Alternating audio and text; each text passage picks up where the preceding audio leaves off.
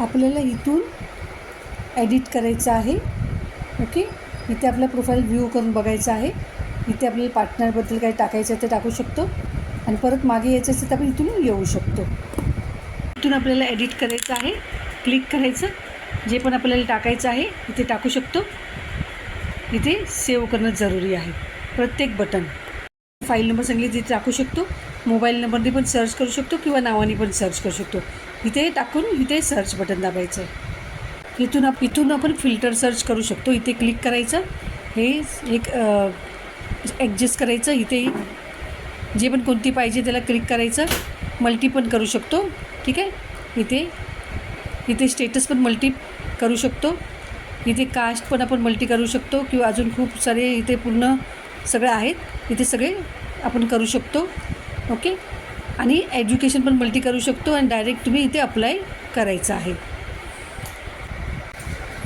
इथे जायचे, हे बटन इथे क्लिक करायचं आहे. इथे तुमचे मॅचेस दिसतील. इथे तुम्हाला इंटरेस्ट किती लोकांनी पाठवला, तुम्ही किती लोकांना इंटरेस्ट पाठवला आहे, तुम्हाला किती लोकांनी इंटरेस्ट पाठवला आहे.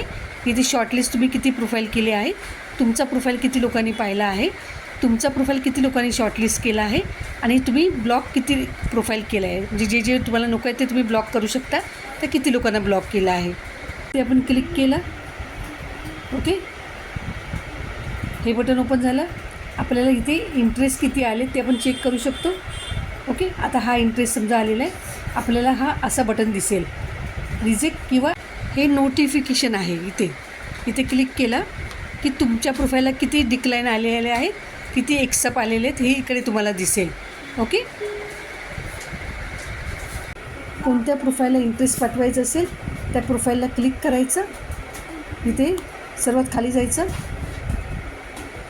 इथे त्यांना इंटरेस्ट पाठवू शकतो. इथे शॉर्टलिस्ट करू शकतो.